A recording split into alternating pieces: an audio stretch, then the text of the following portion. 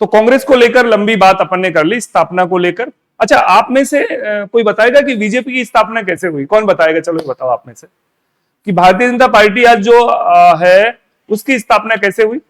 चलिए, तो मैं आपको भारतीय जनता पार्टी के बारे में थोड़ा सा बता देता हूं। दरअसल में दोस्तों 6 अप्रैल 1980 को भारतीय जनता पार्टी की स्थापना होती है और इसके पहले अध्यक्ष अटल बिहारी वाजपेयी। कौन है? अटल बिहारी वाजपेयी। दरअसल में इसके पीछे धारणा क्या है कि मैं आपको बता दूं, जनसंघ हुआ करता था। देखो, गांधी जी की हत्या हो जाती है नाथूराम गोडसे के द्वारा, सरदार वल्लभ भाई पटेल मारे जाते हैं। तो दोनों की मृत्यु के पश्चात, यानी सरदार वल्लभ भाई पटेल की मृत्यु हो गई, गांधी जी की मृत्यु हो गई, तो उसके पश्चात क्या है कि भारत में नेहरूवाद हावी हो गया। और ये जो नेहरूवाद हावी हुआ, इससे नुकसान क्या हुआ कि जो पाकिस्तान में हमारे हिंदू अल्पसंख्यक निवास करते थे, बांग्लादेश में जो हिंदू अल्पसंख्यक निवास करते थे, उनके साथ जबरदस्त ज्यादती होने लगी।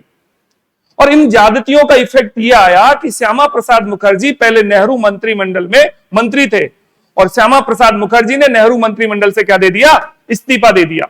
और श्यामा प्रसाद मुखर्जी ने 21 अक्टूबर 1951 को भारतीय जनसंघ की क्या कर ली? स्थापना कर ली, दिल्ली में राघोमल आर्य विद्यालय के अंतर्गत।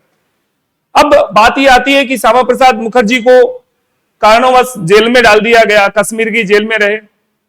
अब जनसंघ को लीडरशिप कौन करेगा भाई? पंडित दीनदयाल उपाध्याय। जनसंघ को लीड किसने किया? पंडित दीनदयाल उपाध्याय ने जनसंघ को लीड किया। 1967 में जनसंघ का पहली बार यह चमत्कार दिखाई दिया कि कई राज्यों में कांग्रेस की हार हो गई। जब कई स्टेट में कांग्रेस की हार हो गई तो उस समय कांग्रेस दोबारा से मजबूती से। लेकिन अब एक बात है कि जब इंदिरा गांधी जी प्राइम मिनिस्टर थी, 1975 की मैं बात बता रहा हूं आपको, 75 की, राष्ट्रीय आपातकाल लगाया गया। और बच्चों, राष्ट्रीय आपातकाल के दौरान कई जनसंघ के जो कार्यकर्ता थे उनको जबरदस्ती जेल में ठूसा गया। जनता में व्यापक स्तर पर इसका विरोध भी हुआ, लेकिन आपातकाल, इमरजेंसी, सरकारें भंग कर दी गई, राष्ट्रपति शासन लागू हो गया। और फिर 1977 में लोकसभा भी भंग कर दी गई। जयनारायण व्यास ने एक अलग से जनता पार्टी का गठन किया। और फिर इन 1977 में पहली बार मोरारजी देसाई गैर कांग्रेसी प्राइम मिनिस्टर बने। पता है आपको गैर कांग्रेसी प्रधानमंत्री कौन बने? मोरारजी देसाई बने। और फिर 1980 में 6 अप्रैल 1980 को दिल्ली का जो कोटला मैदान है, वहां पर अटल बिहारी वाजपेयी के प्रयासों से और जनसंघ के प्रयासों से क्या बनाई? भारतीय जनता पार्टी की स्थापना की गई। और पहले अध्यक्ष भी कौन? अटल बिहारी वाजपेयी। 1984 में जो पहला आम चुनाव हुआ, वो 1984 का जो आम चुनाव, पहली बार भारतीय जनता पार्टी की 2 सीटें आई। और आज अगर आप भारतीय जनता पार्टी की बात कर रहे हैं तो केंद्र में क्या है? सरकार है, कई स्टेटों में सरकार है। तो ये एक इतिहास था भारतीय जनता पार्टी का। अच्छा, अब मैं मेरे विद्यार्थियों को आमंत्रित करूंगा।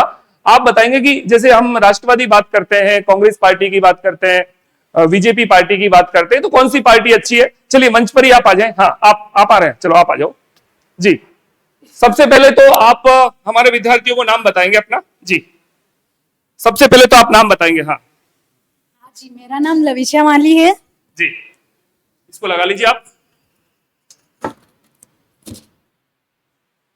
हाँ, मैं पूछना चाह रहा था कि जैसे कांग्रेस पार्टी है, भारतीय जनता पार्टी है, तो इन दोनों पार्टियों में से कौन सी अच्छी पार्टी आपको अच्छी लग रही है? आपका व्यक्तिगत मत क्या है, ये हमारे दर्शकों को आप बताएंगे। मेरा व्यक्तिगत मत तो बीजेपी है। अच्छा, बीजेपी। आखिर क्यों है बीजेपी आपका व्यक्तिगत मत?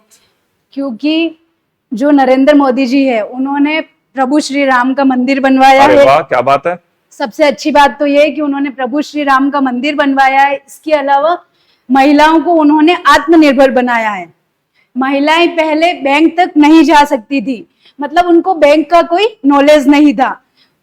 बैंक का लेखा जोखा जो भी होता है, लेन देन वगैरह, वो नहीं कर पाती थी, वो पुरुषों पर निर्भर रहती थी। पर अभी की सिचुएशन देखते हुए मोदी जी ने इतनी सुविधाएं कर दी है कि महिलाएं खुद बैंक जाकर अपना सभी कार्य खुद कर सकती है। बहुत अच्छा, बहुत अच्छा। मतलब पहले महिलाओं के जो पैसे हैं वो पुरुषों के पास रह जाते थे। जी बिल्कुल। और अब जेब महिलाओं की भरने लग गई है सही अर्थों में। नहीं, ये बात तो बिल्कुल सही बताया आपने। बहुत अच्छा, थैंक यू। Thank you. तो ठीक है साथियों,